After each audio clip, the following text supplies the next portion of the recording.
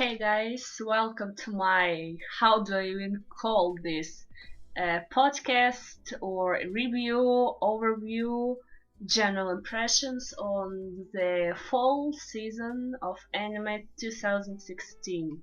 This is the idea that I developed quite spontaneously, but still was really excited to do. So I want to thank everyone who supported me about it.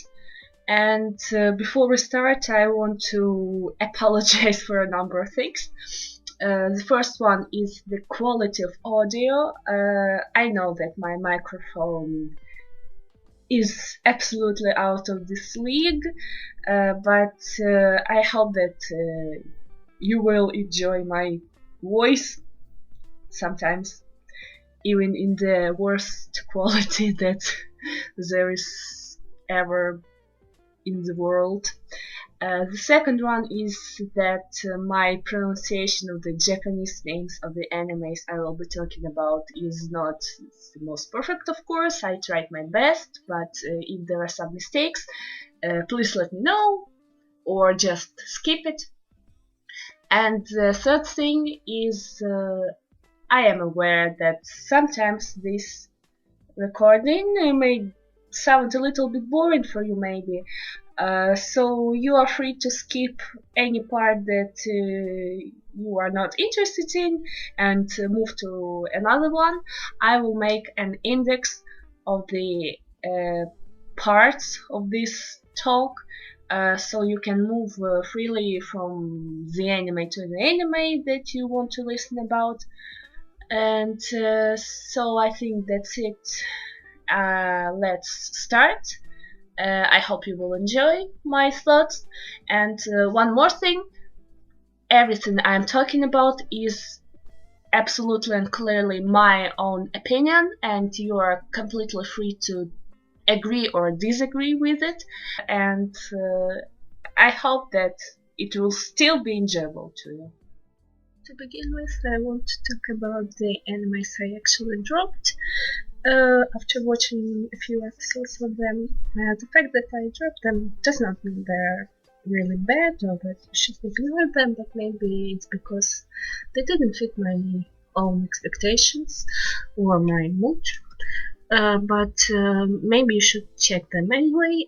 So the first one that I dropped after the first episode is All Out. It is a sports anime about rugby.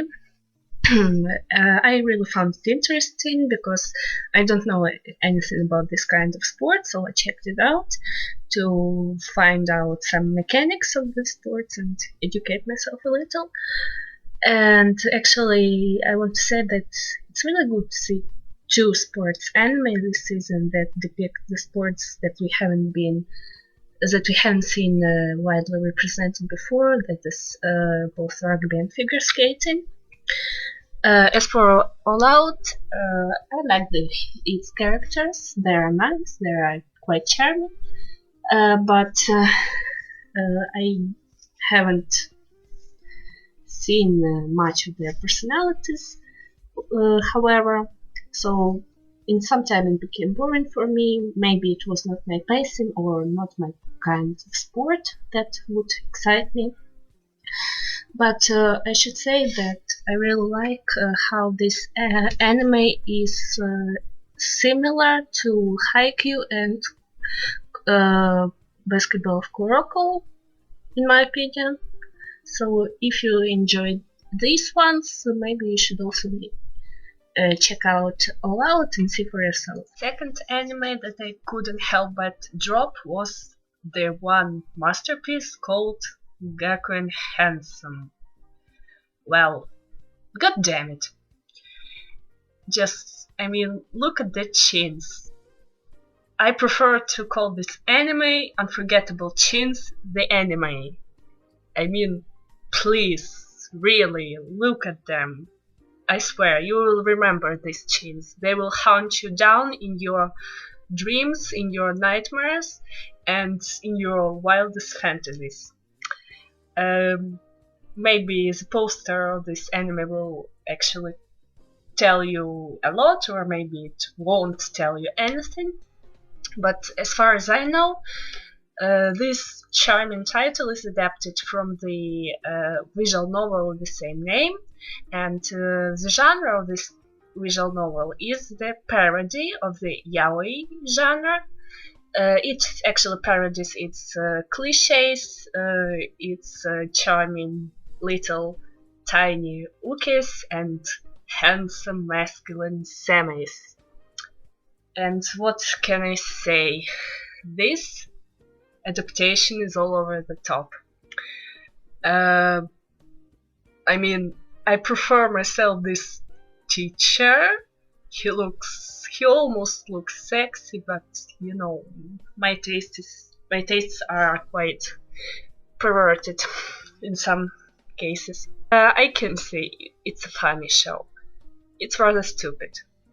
You may catch some lulls during the first episode, maybe even during the second one, but then you realize you won't get much of it. It doesn't bring you that much enjoyment. But I do recommend you to check out the ending of the show. It's fantastic. Do you know this studio Ufotable or whatever it's called? Sorry, I don't really follow it. This is that great studio that is famous for its adaptation of the Fate series, and it's famous for its wonderful animation and character designs.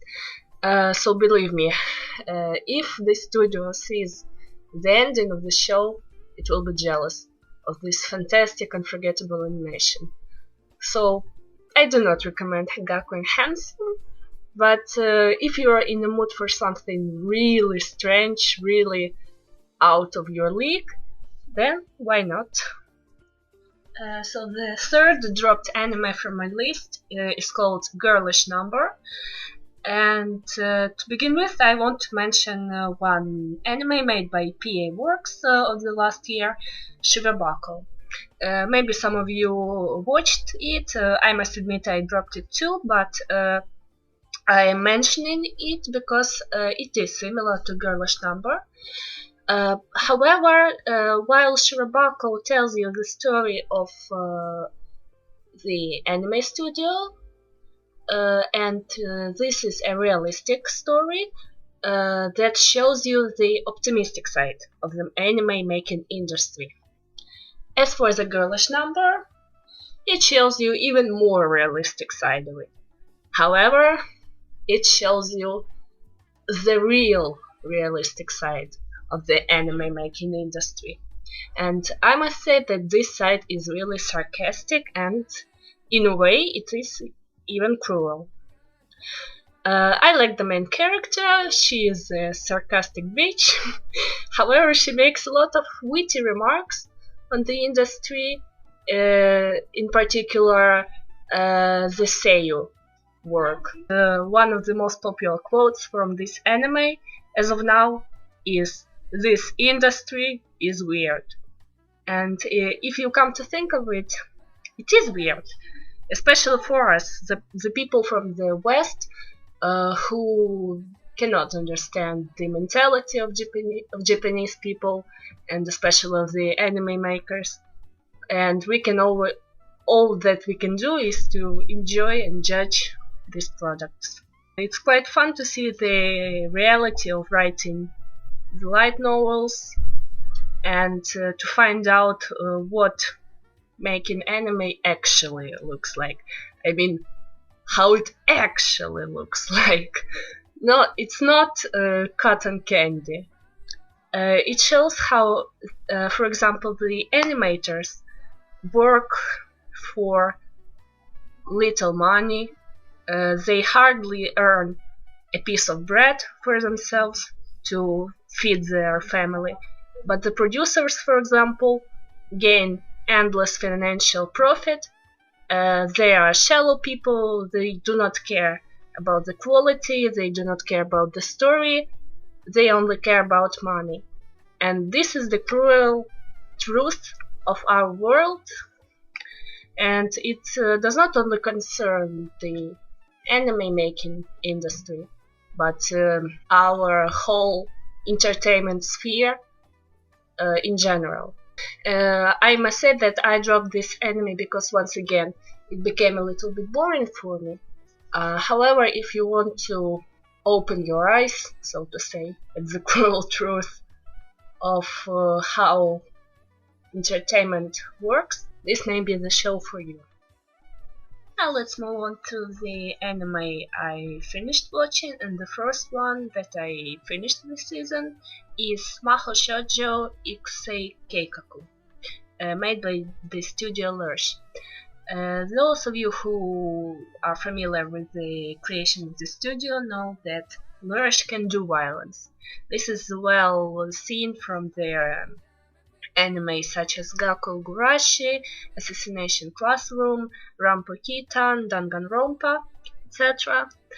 And Mahou Shoujo Ikusei Keikaku, or Magical Girl Raising Project, continues this trend. If you read the premise of the show, it will tell you of two titles, Madoka Magica and Battle Royale. This is quite standard, I would say. As for Ikusei Keikaku, it looks really cruel.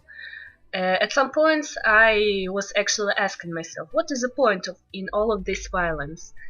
Of course, it is explained during the development of the plot, but still, the story often is quite bland. But in other times, it is enjoyable to watch, so I am on edge about it. I must warn you about this show: if you watch it, do not make favorites. The risk that they will die quickly and in a cruel way is too high, so be careful with that. Despite me calling the plot quite bland, still some moments have really good tension, especially when it comes to the battles between the magical girls. I really sometimes found myself rooting for this or that girl. As for our main villain, if you call him, well, you do call him like that, he's called Fav. Fav is disgusting, and I wanted him to die. So I'm happy for his fate. Oops, spoilers, okay. As for the ending, it is predictable, but it is nice and quite satisfying, at least for me.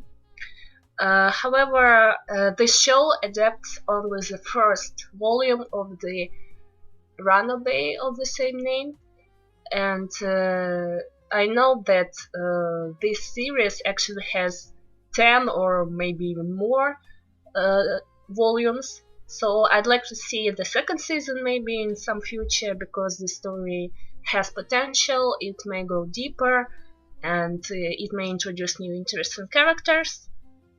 So in general, I do recommend this show. The second full anime I finished watching is Shuumatsu no Izetta, or The Last Witch Izetta. The ending of this anime can make you cringe.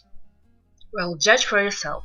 It features a 15 years old half-naked girl riding a rifle with the help of magic.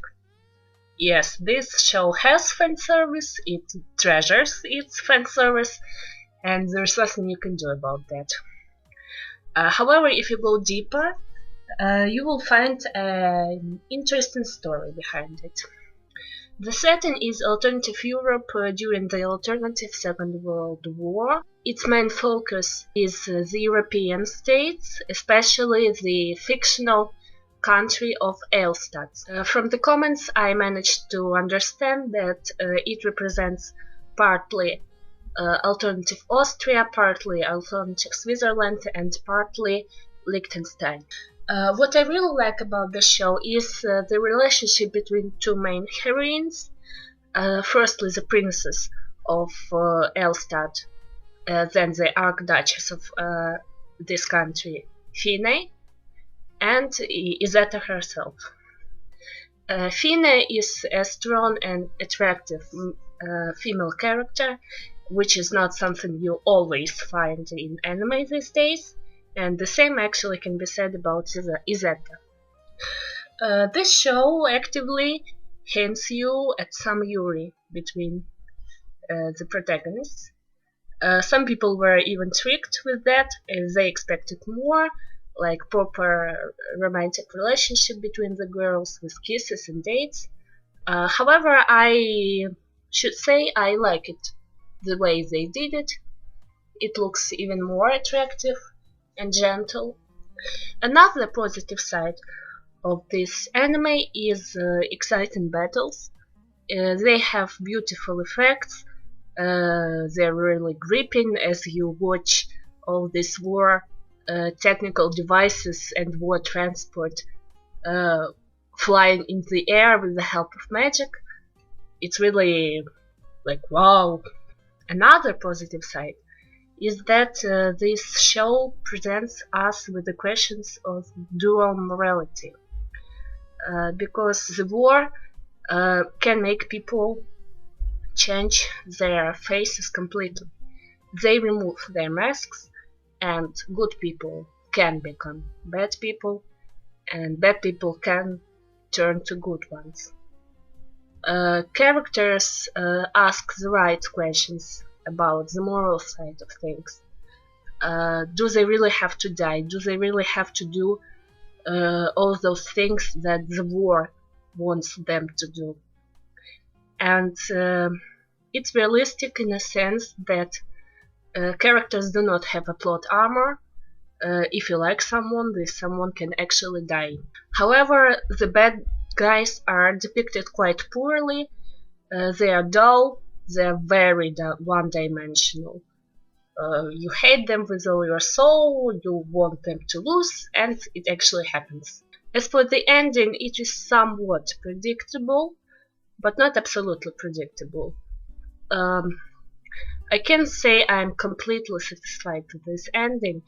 If you watch it, you will probably understand what I mean, because it has some really doubtful moments when you start to think, should it have really happened this way? So it could have been more realistic, but it actually leaves a good aftertaste in your mouth. So I do recommend Shuumatsu no Izetta. You shouldn't expect something revolutionary from it. It is not a masterpiece, but it's really good to kill some time in between if you like some action, some girl and girl love, and some stories about the war and the consequences of it. To Be Hero is a show that I am pretty sure wasn't on the radar of many watchers, just because it is that little short animation with some specific characteristics that may have not sounded attractive for anyone, including me. But still, I decided to check out the first episode, and I was pleasantly surprised.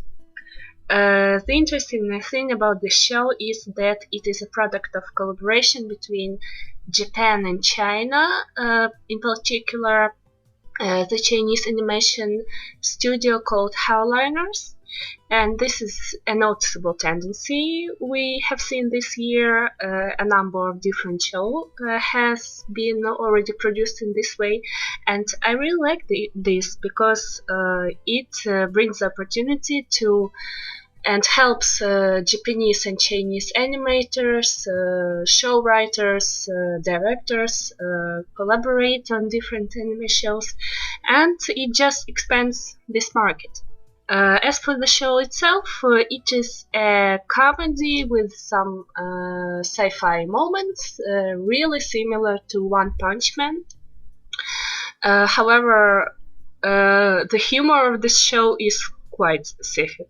It has a plenty of toilet and sex jokes, that is not an attractive feature for anyone. But on the other side, it is a really touching and moving family story about the relationship of the lost father who raises up his daughter, and the way they try to understand each other. And I really like the main idea of the show. Value your loved ones, because different situation can happen, and we must always remember what is important to us, and this is family. Since the animation was done by the Chinese team, animation seems a little bit different from the standard Japanese work. It is somewhat simplified, but it works well for the comedy purposes. To expand some more on the humor of the show, be ready for the great amount of absurdity. It's simply ridiculous, especially monster designs and some villain designs that our main character has to face. Once again, it sends us back to One Punch Man, so if you know what OPM is about, you will guess what this show looks like. Still, it was really pleasurable to watch. It was my little guilty pleasure of the season, especially the ending of this anime. Believe me, if you listen to this ending, it will quickly grab at your conscious, at your memory, and you will find yourself singing it for the whole evening, just like I did. So please listen to this ending, it's really charming. If you love such kind of humor as I have described here, I think the show will work for you, because it's really entertaining, and I think you should give it a try. Yuri and Ice. Yes, we're here. What can I say? Can I really say something that hasn't been said yet? I'm not really sure, but I will insert my opinion here. Please bear with me. Once in a while, there is an anime that causes a definite uproar in the anime community and basically makes everyone lose their shit and go crazy for the duration of this anime and beyond. This is Yuri on Ice this season. Of course, we had several animes this year that had this effect already. First of all, it's ReZero. To some extent, it's Osomatsu-san and Konosuba. But winter also had its surprise for us, and this is it. There is a great number of everything connected to Yuri on Ice on the internet.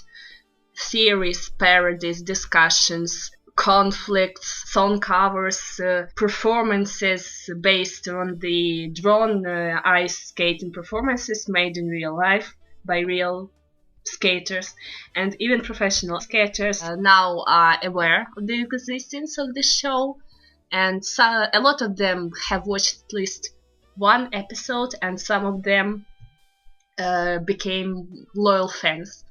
And of course, what can be more impressive than that? Speaking about myself, I was originally attracted by the choice of the sport, because ice skating is something that is not widely represented so far in the anime, so I came for the sport and I stayed for basically everything else. So what does this everything else include in my case? To begin with, the animation. At first, it really impresses you. You start to think that it may be one of the prettiest things you have witnessed, but as you continue watching, you start to understand that it continuously drops in quality, sadly, and it can be seen from the sloppy animation of the performances, from strangely drawn legs, heads, arms, etc. But still, I want to praise the production, because for its budget, for its format, it's something that is not always seen. For example, even if it has some CG effects, I almost didn't notice them. In my opinion, it really looks natural and smooth most of the time. The next point is music. Music is amazing. Each track deserves to be listened to over and over again, and it develops the corresponding character perfectly. It complements their stories, their character, their image, and it is just the best music accompaniment that you may wish for. Of course, there are opening and ending that all of us must have been learning it by heart, and I think if you ask any Yuri on Ice fan, what do you associate with this anime? Most of you will start with the opening. These songs are really inspirational and probably one of the best of this year. And I'm sure that a lot of us will remember them, will listen to them and sing along to them, cover them, and anything that you basically can do with a soundtrack. The great characters of this show are also something I want to point out, because for its short duration, only 12 episodes, almost everyone is well developed. And this is not something that you can always achieve. The only exception maybe is Victor, because even though he is one of the best characters of this year, in my opinion, and I think a lot of people will agree, we almost still don't know almost anything about him. As for our main pairing that made us lose our minds, Victor and Yuri's relationship is life goals. I can't comment more on that. We all of us want probably such an amazing understanding on the deep level, and I hope that if there is a second season that I will talk about a little bit later, it will be developed even more. Yurio seems like your typical tsundere teenager character at first, but believe me, he is one of the best tsundere teenager characters that you will come across. No matter how he behaves, you are ready to forgive him for everything, because his story is something that you can appreciate a lot. My probably only complaint is that the plot is somewhat unstable. It sometimes slows down a lot, and sometimes it wakes up and remembers, I need to move ahead, ouch. So it starts to rush ahead at big speed, and it sometimes creates confusion. However, the most pleasant point is that the ending of the show, that is also quite satisfying, strongly hints at the second season, and this is something I really look forward to if it is true, because I hope to see Victor's backstory as he deserves it endlessly. The rankings of Yuri on Ice, the pre-orders of the Blu-rays and DVDs, and potential financial profit of the show are really promising. If you Google the pre-orders, for example, the numbers will be really significant. So I think that the second season is almost guaranteed. It's rather not the matter of what, but and if, but the matter of when. So let's join our prayers together and wait faithfully for the second season and the development of this wonderful story. Yuri on Ice has become something that I couldn't even think it would become, because it has become one of my favorite anime of the year. At some point I was even ready to call it my anime of the year, like the ultimate anime of the year.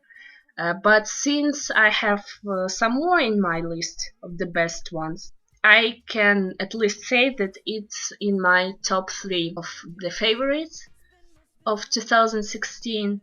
And thank you, Studio Mappa, because you made me happy. You made so many people endlessly happy. Please give us the second season at some point. This is something you must watch. It is a must watch. And if you haven't watched it, which is quite surprising, please do right now because it just deserves it. Fune or The Great Passage is the title that I feel was also overlooked by a big number of people due to its specific theme, but it deserves a great amount of our attention actually, so I'd like to dedicate a few sentences to it as well. This anime is based on a famous novel by the same name, which was critically acclaimed in Japan, and the live adaptation was made, and it was actually chosen to represent Japan for the best foreign language film category for the Oscar ceremony in 2013. So it already tells us something about the quality of this story. However, what may not sound really attractive to the watchers is the topic of this anime. And this anime is basically about making a dictionary. I can imagine that to some of you it may sound really boring, but I was personally excited when I heard of it, since the theme of Funewamo is actually close to me. I have a linguistic degree. I am actually a translator slash interpreter. So dictionaries and linguistic issues are something that I deal with basically every day. Why do you want to watch Funewamo? It shows us how even the seemingly boring work, something so mundane as making a pile of words in a book, can turn into an exciting adventure.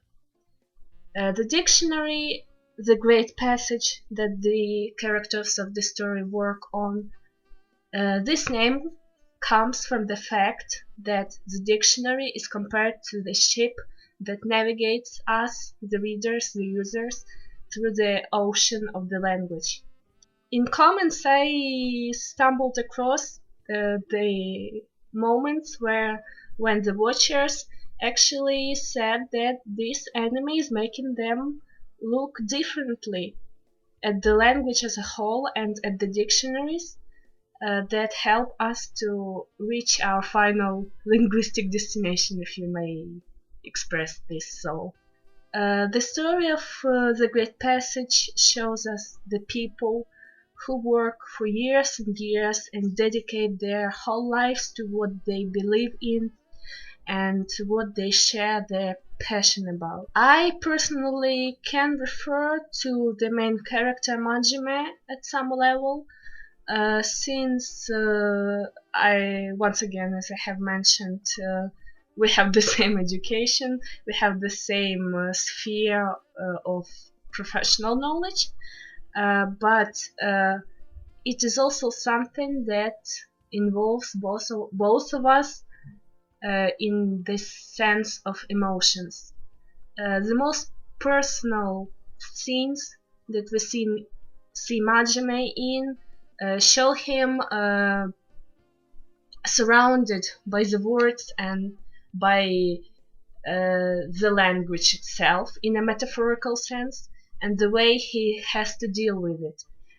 Perhaps my own daily experience with the words is not as dramatic as his, but still this is something I can understand, that I can imagine myself, since sometimes I also find myself in trouble, find myself confused when I find a single word that needs my deep investigation, So the way this anime represents it is quite exciting, I must say. Still, the main feature of Fune is the passion towards something you do in your life.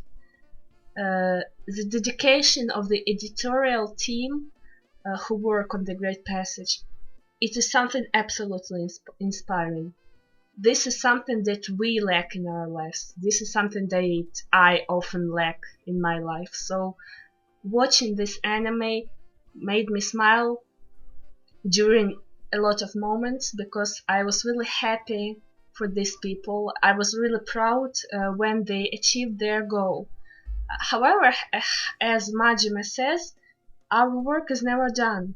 The job of the editor, the job of the writer never stops, and the moment the dictionary is published is only the beginning. And I hope that everyone can find something that will inspire them like this. This plot line is not the only one in Funewamo. The second one is also a romantic plot line between Majima and Kaguya.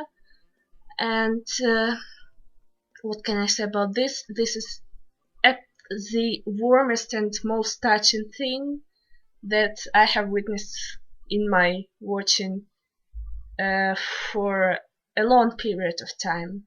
And I'd like to see more of such pure relationship because it just warmed my heart so much. And the same I can say about the interpersonal relationship between the members of the editorial department, because such friendship and such support is also something that we need to see more and to feel more.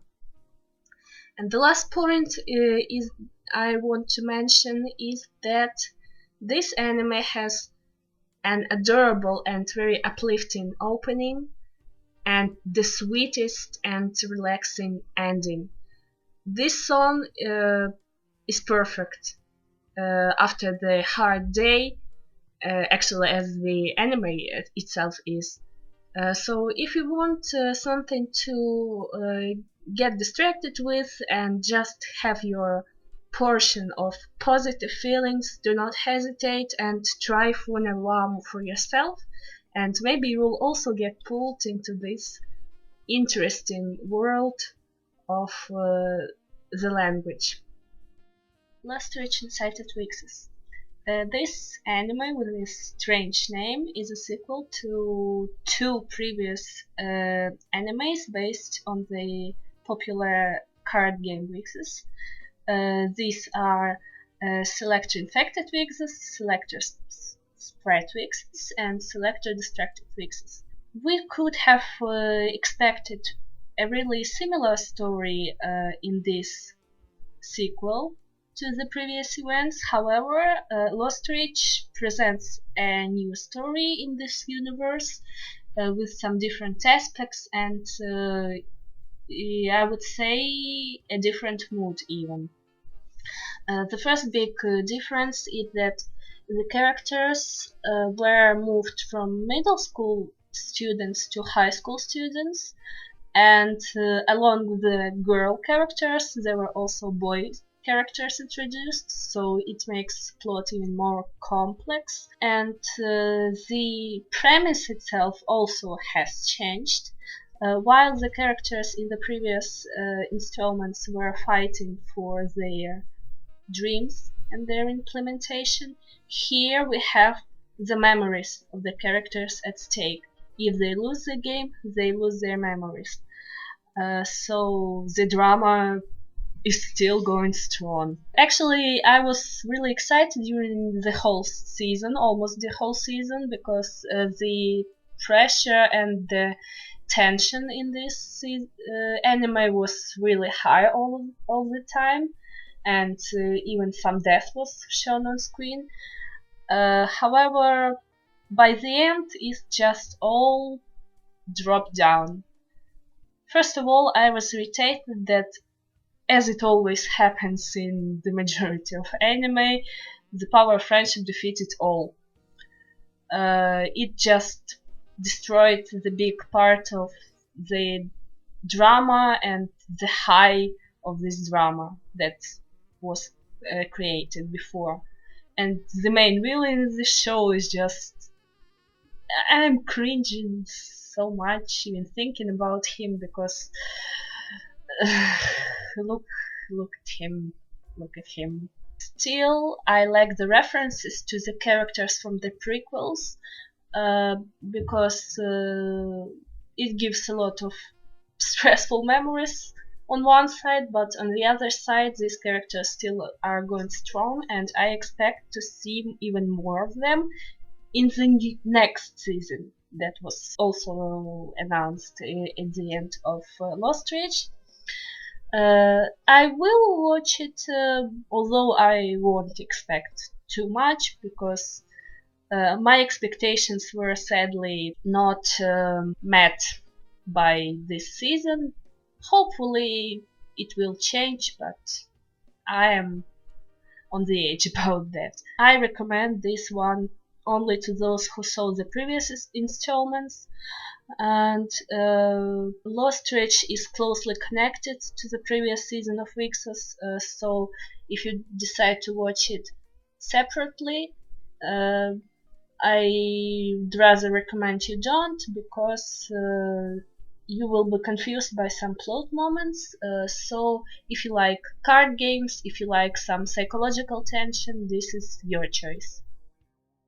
Ajin 2.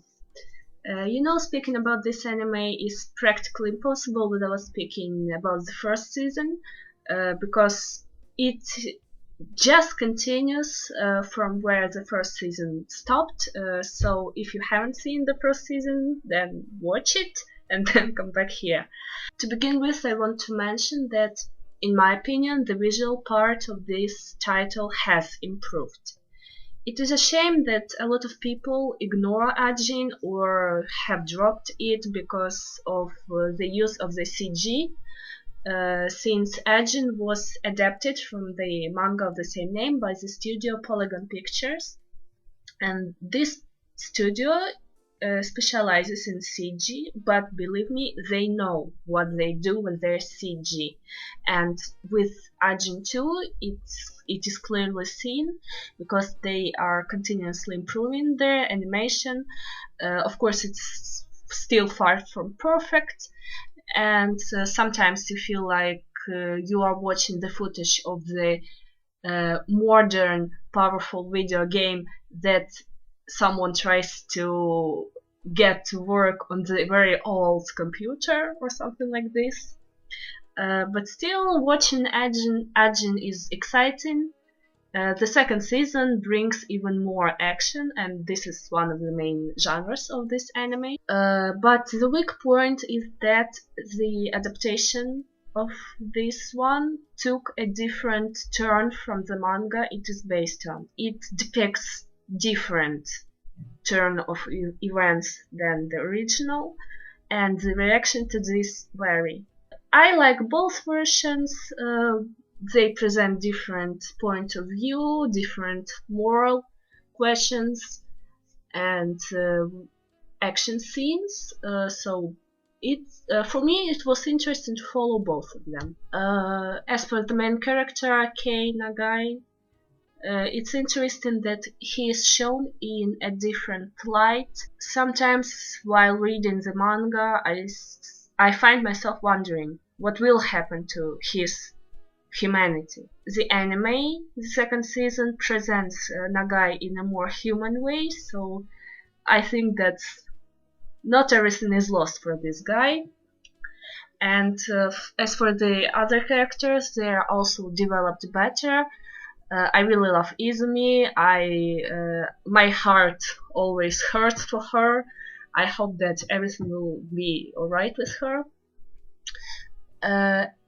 And some moments were really exciting. The battle, the clash of beliefs between Nagai and Sato is really hard in a moral way, but still interesting to watch.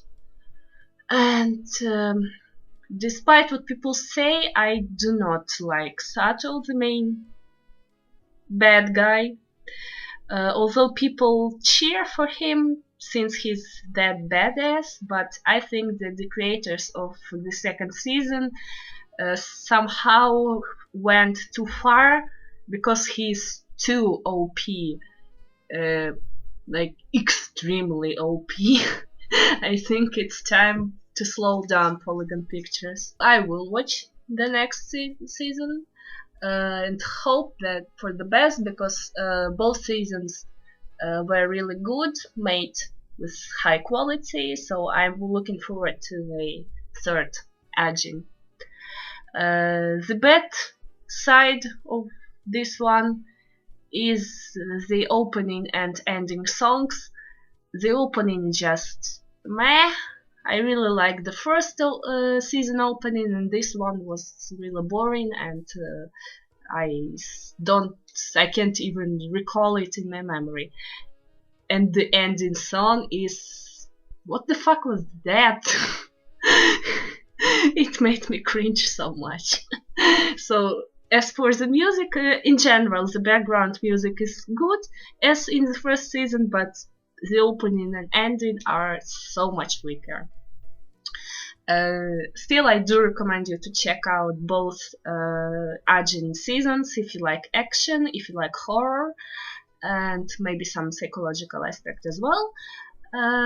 This is like a good quality Hollywood movie, but made by Japanese in the anime form. So I think this is something that may be worth your attention. Watashi ga Motete Dousunda, or as it among the other different translation, His Him Not Me, is a romantic comedy with quite a refreshing plot. This is a reverse harem series, however, it does not belong to the category of that cringy titles where you hate or at least can stand the main heroine and all of the boys are just simply plain and boring. No, this is not our case, thank God.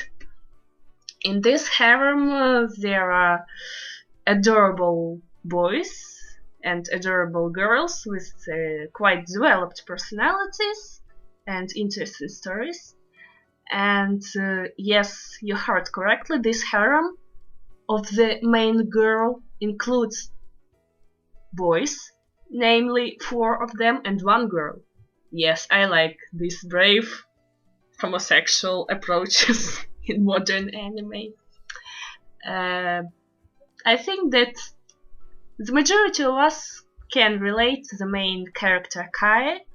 She is a fujoshi, and her mind is filled with yaoi, boys love, doujinshis, anime, shipping, merchandise, and everything that can make your standard fangirl happy. The humor of the series is based on this concept that Kaya is not really interested in romantic relationship herself, but she would rather prefer the guys who hunt for her to date each other. However, it does not prevent this anime from having romantic moments. And what I really like is that the romance in this anime is not of that irritating type when the creators just try to press it into our minds, ship this boy and ship this girl. All of the boys and the girl, all of the candidates for Kai's heart are really worthy of her because all of them are really cute. I like the character designs. Everyone is really pretty. However, my favorite is for Kai's affection is Mutsumi senpai. This is the walking perfection of a man. He is kind, he is adorable, he is very observant, he is clever, and he spreads love that affects everyone despite the gender, age, etc. And I hope that with the development of the plot of the manga that the anime is based on, I hope that if Kaya one day decides to follow her own romantic love story, she will settle with Mutsumi senpai. Just please let me dream. I don't know, I love Mutsumi senpai. Once again, Fujoshis and otaku can relate to this anime. It has a ton of references to popular anime and anime culture, Comic-Cons, etc. I was actually even surprised by the amount of such references. I found out some new things myself. The visuals and music are quite standard, but they are nice for your typical romantic comedy and create the right mood. In general, I find this anime really precious. I'm not the biggest fan of rom-coms, but this one was a breath of fresh air for me, and this is that real case when I ship everyone with everyone. I don't care. Give me any pairing from this title and I will tell you I love this. Now I want to read the manga, and the second season of Kiss Him Not Me would be really nice because it gives a lot of positive feelings, a lot of laughs and fluffy happiness. So even if you're not a yaoi fangirl or something, I think you can still enjoy the romance part of this comedy. So I do recommend it to you. Oni The Animation. This is the proud representative of the category, namely called Why and for whom was it made? Please tell me someone. This short animation is based on the relatively popular Japanese RPG horror maker game of the same name, but there are better games of this genre to adapt. So I'm not really sure why exactly Aoni was chosen. Of course, it serves as a base for some other popular titles similar to it, and it's like a grandfather, I think, of the popular representatives of this gaming genre. So maybe this is what the creators also had in mind while choosing this, but I am not really sure. Despite the premise, instead of horror, we received a black comedy / parody of the game. Yes, I was naive. I was expecting a proper horror adaptation, so after the very first episode, I was like, okay, I kinda knew it deep in my heart, but I didn't lose hope and I somehow continued watching it. And please tell me someone why. Why did I do that? The humor of this show is extremely specific.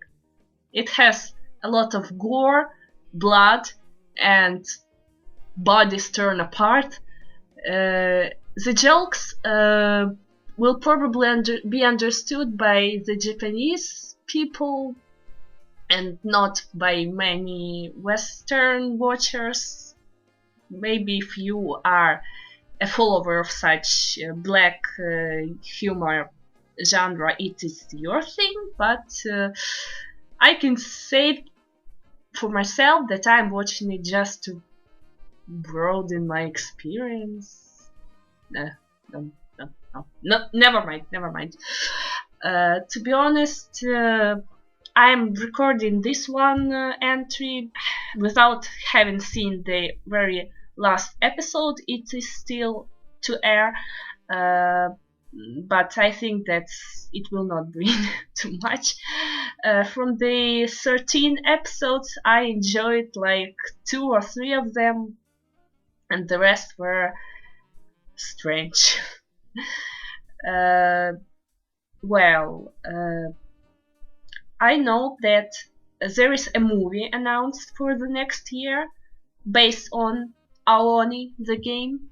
Maybe it will be the proper horror I'm waiting for, and this series probably serves as an advertisement for the upcoming movie, so you know how we should treat advertisements. Maybe give it a brief look and forget them as quick as possible. So I recommend to watch Oni The Animation only if you know the original game, and maybe if you do not oppose the idea of black, very black humor. Otherwise, this one is absolutely skippable, and you will not lose anything if you decide it's not for you. Saiki Kusuo no Psi-Nan is the show that may have not caught your attention, but I consider it to be one of the hidden gems of this year. It has become my favorite comedy of the year along with Osomatsu-san. It has a number of interesting points that I will tell about. First of all, it's interesting to note that Saiki Kusuo was airing in 2 TV formats. The first format was airing this show in short 5-minute episodes, 1 episode per day, and the second format is the compilation of these 5 short episodes in 1 standard 24-minute episode each week. I chose the second format to watch because 5 minutes a day were not enough for me, since Saiki has brought me endless enjoyment.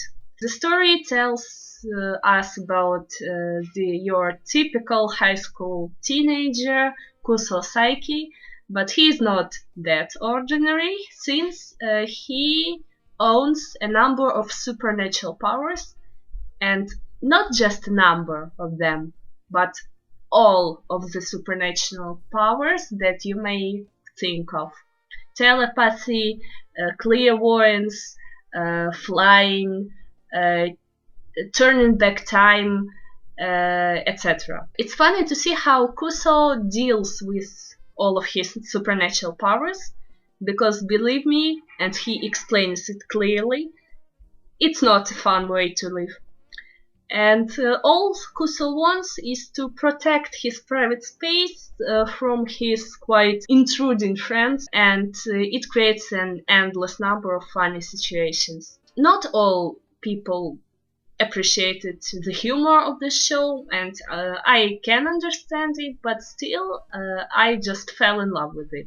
Kusuo is a very observant and sarcastic guy, and listening to his notes on the people and the situations around him made me burst out laughing really often.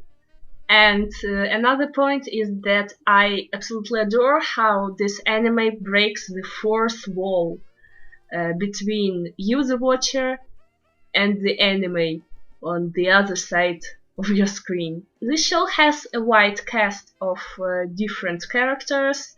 They all are really funny, and I think that everyone will find a character that he or she will like. I absolutely recommend you to watch Saiki Kusuo no Psi-Nan because the comedy value of it is priceless. And I'm happy because the creators of the anime adaptation announced on Twitter that we will get the second season. Although they haven't stated the details, I'm already waiting for the second season. If you want something to relax, to have some laughs, Kusuo is your choice. Bungo Stray Dogs Season 2. Back when the first season of this anime was airing, it was far from my absolute favorite of that season, although it offered some nice visuals and some comedic moments that I enjoyed still. It lacked something that could have helped me to give it the title of a must-watch or something. However, the ending of the first season left with a cliffhanger, so it made me intrigued, and I decided to give the second season a chance. And I must say that the general opinion on the series improved on my side. The best and the strongest point of Bungo Stray Dogs 2 is its first arc, the first 4 episodes. It adapts some of the backstories of the characters, and this is the best thing that actually has happened to this anime. Odasaku, the character that was introduced in this short arc, actually became my favorite in this show. I wouldn't mind the whole season of him, but what happened sadly happened. But still, it showed that this anime is capable of a very serious and even tragic story that even made me tear up a little bit. But then it returned back to the main plotline, to the point where the first season ended. The character that holds this whole title together is still Dazai, just like in the first season. So thanks to him. The first arc actually showed a different view on this guy, and it continued to be so during the whole season. So I may say that he saved this anime in a lot of aspects. But for the general plot of the second season, maybe not everyone will agree with me, but to me it felt kinda odd. I feel like the guild storyline didn't bring much. It somehow felt out of place, although it had to develop some characters and introduce new ones. Still, in terms of general importance, I'm at loss. So to be honest with you, one of the most noticeable moments of Stray Dogs is its visuals. It has some cool battles, all these shonen moments, and but the other moments were really standard for this type of anime. Characters basically present a number of cliches gathered in one place, and the best parts of the plot are probably the backstories about the port mafia and flashbacks of characters. This season ended with another villain being introduced, so I suppose we are getting the third season. And once again, I am not really sure what I am going to do. I will probably watch it, but I don't really know what to make of it. I haven't read the manga, the original, for this title, so I don't know if there is still such a powerful plotline as with Odasaku at the beginning of the season. If there is something like that, it makes the show more noticeable in my list. I must say that I am glad that the second season took the more serious tone in comparison to the first one, and I hope it continues this tendency because this story has potential, and I hope it will not lose it. Hibike Euphonium 2. Well, Kyoto Animation just does it again. It throws a ton of feels, amazing music, pretty characters, and stunning visuals at us. And we will just sit here and we will adore every second of it. This must be the most beautiful anime of this year, and I'm happy that it continues the tendency from the first season, because the direction, the editing, the arrangements of shots, all of it just blows you away. And what is more, the story of the second season develops the first one, of course, but it also goes deeper.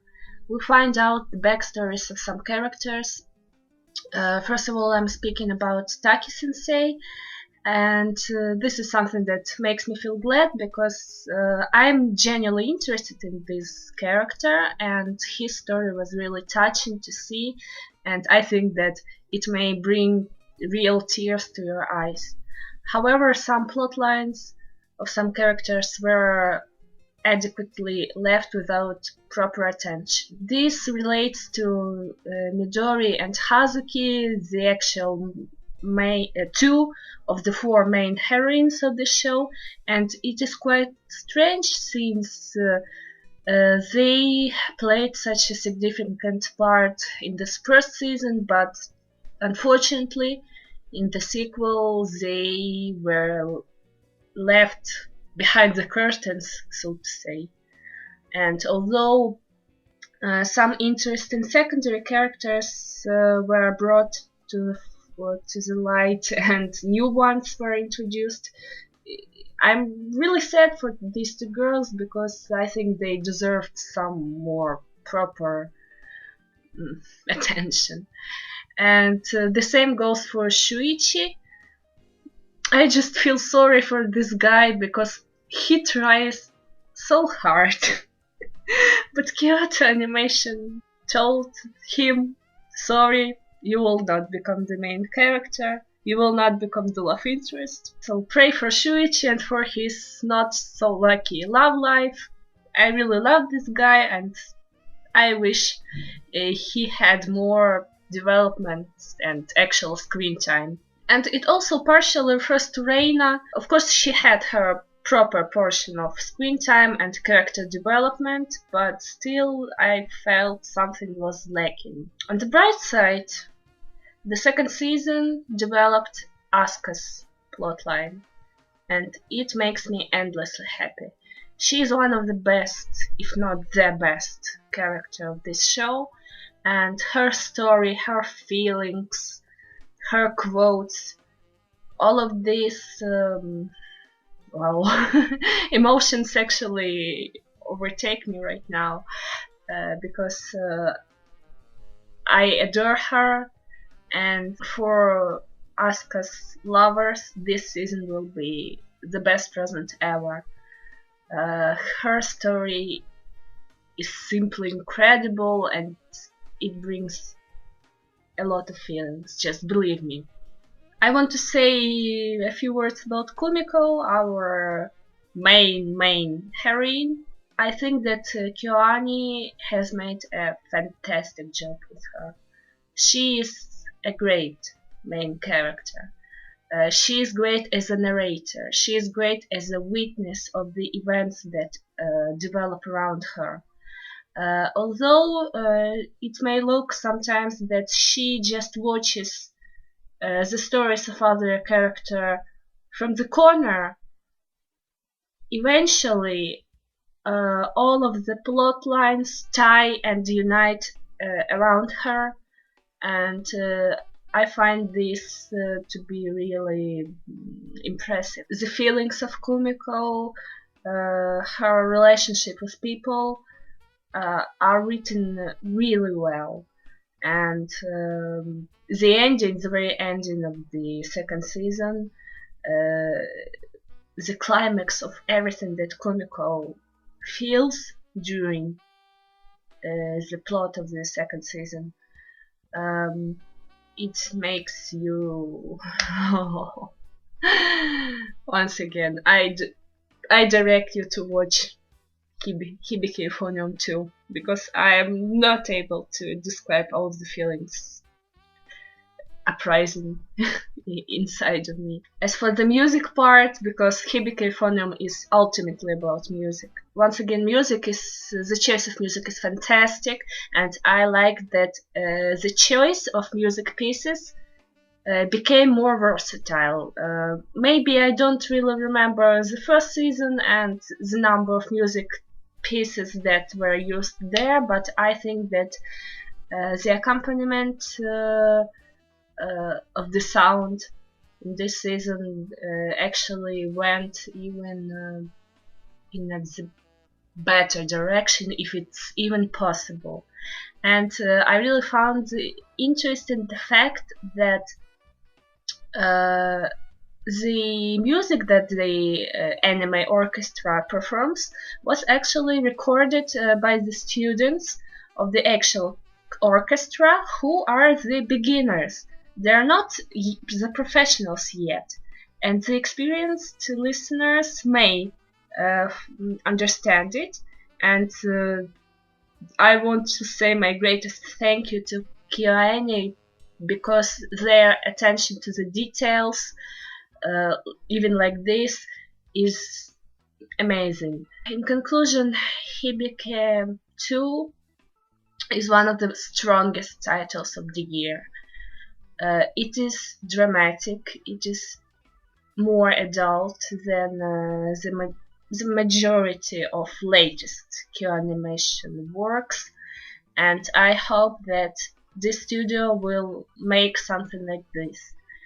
Unfortunately, it made it look like that this season of Hibike is the last one and the story closes here. But I hope that I'm wrong. I wouldn't mind to see the third season, more of these boys and girls listen more to this wonderful music, and I endlessly recommend to check out the second season, the first season, because this is one of the best of Kyoanimation works, maybe even the best, and it is something that you must see and hear. Flip flappers. Well, this is a weird animal, an extremely weird animal. Well, you know what? I'll put it simply. It's craziness in its purest form. This show does not have its limit, it's completely off its rocker, and it enjoys it. This is the anime that has a great number of layers, themes, genres it represents, symbols, and it will demand your attention and a number of rewatching it in order to grab and to grasp at everything that it holds inside. During 13 episodes, I was reminded of quite a big number of anime I have watched, but at the same time, it didn't remind me of anything. It is unlike anything I watched before. This may sound strange, but this combination actually works. To try to describe the more particular parts of Flip Flappers, its two stronger points are its visuals and the number of genres it grasps. It has, first of all, adventure and comedy, Mahou Shoujo, drama, slice of life, horror, sci-fi, and even mecha with giant robots battle. As for the visuals, this anime has a stunning variety of aesthetic decisions. Each background is unique, and each world that the main heroines, Papika and Kokona, visit, it is unlike any other. The creativity of the creators of the show, I think these are the most creative people that the industry could find, and all of them just poured their ideas, everything they had inside their crazy minds, into Flip Flappers. The same I can say about the character design. It's quite interesting. The girls look really cute, and as for the main heroines, the chemistry between Papika and Kokona is simply adorable. People say that this show has a lot of hidden symbols, hinting that the relationship between the girls is a romantic one. Maybe it will take me at least one more round of rewatching this anime to catch these moments, but I would rather agree. You may view it as you wish, but no matter how you look at it, it's still extremely cute. As for the plot, at first it looks like a set of separated sketches that do not have any, at least they do not seem to have any connection between them. The one episode may end with one cliffhanger, and the next one starts as if nothing really happened. And at first, it doesn't make any sense in your mind. And with each episode, more questions than answers arise.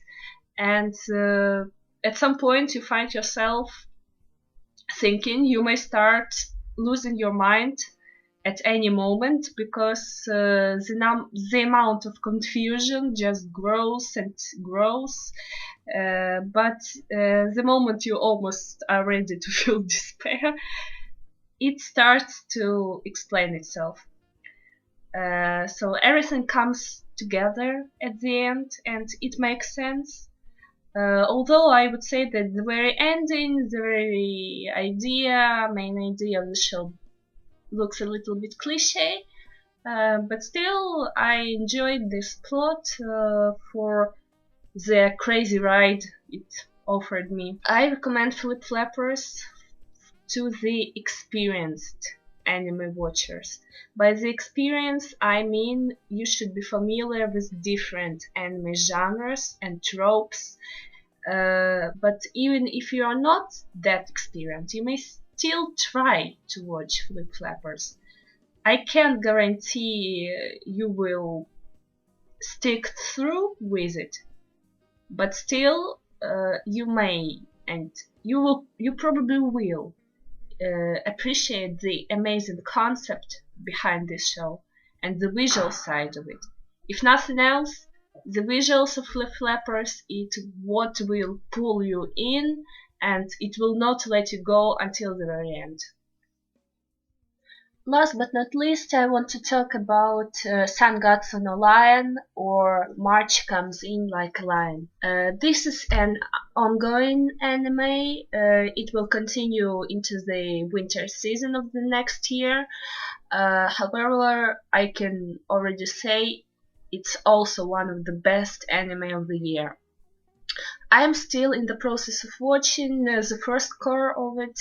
I stopped at the episode 6, but I was already blown away. The primary genre of this title are slice of life and drama, and at first I couldn't understand how such genres will work under the studio shaft, but I must say that it came out really distinct and unique, as all of the shaft works are, but it managed to keep the spirit of the manga and all of the feelings that it carries with it. It is a bittersweet tale of healing.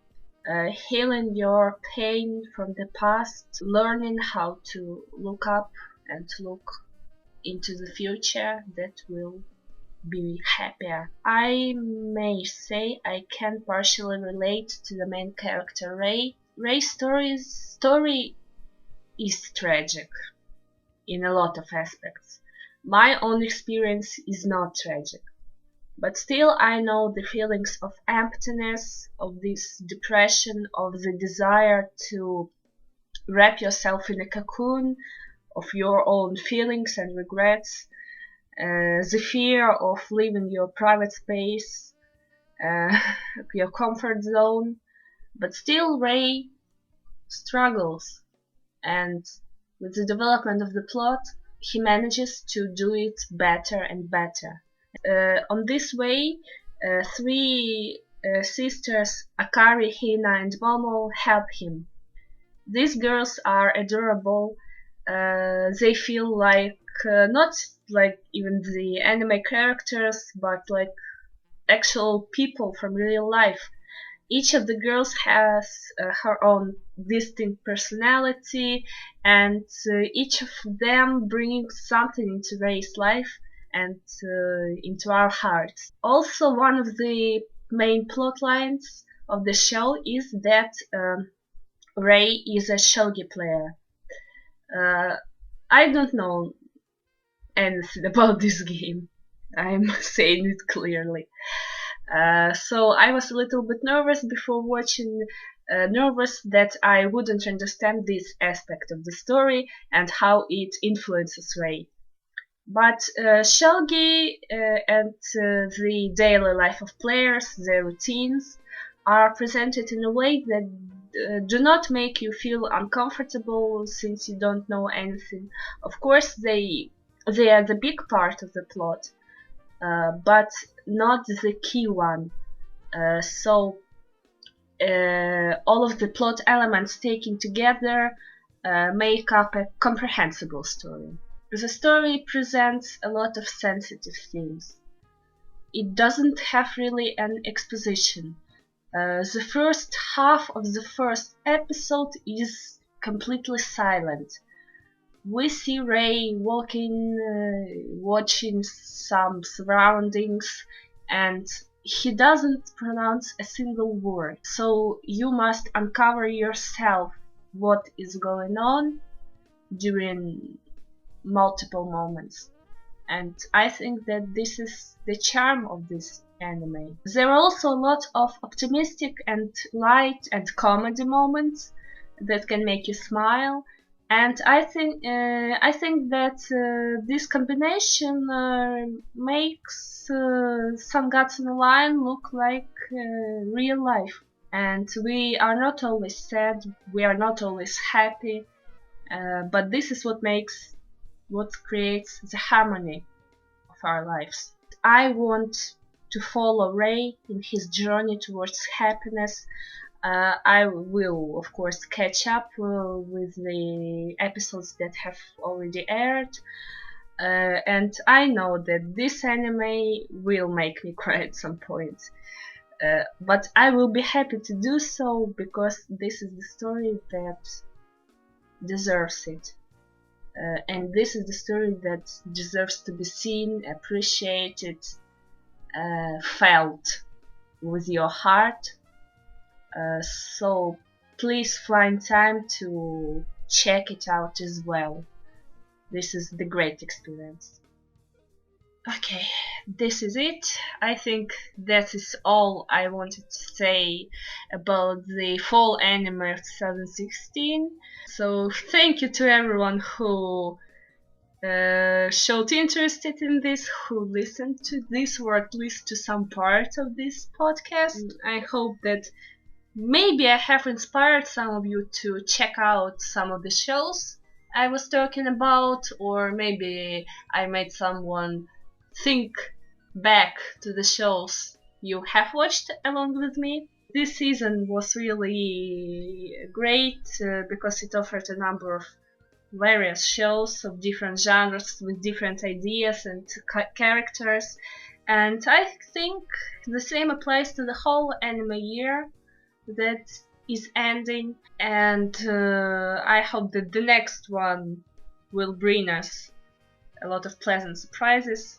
Well, actually, there will be pleasant surprises because, I mean, come on! Shingeki no Kyojin, the second season! Okay. Never mind, so sorry, I'm emotional.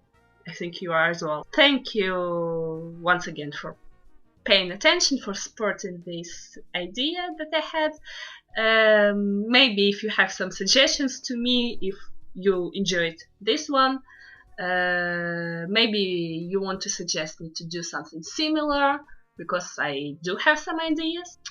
So thank you guys, have happy holidays. I think this is my last video of the year, which is not surprising. We have 2 days to the new year. And I hope that we will enjoy a ton of cool anime in 2017. See you!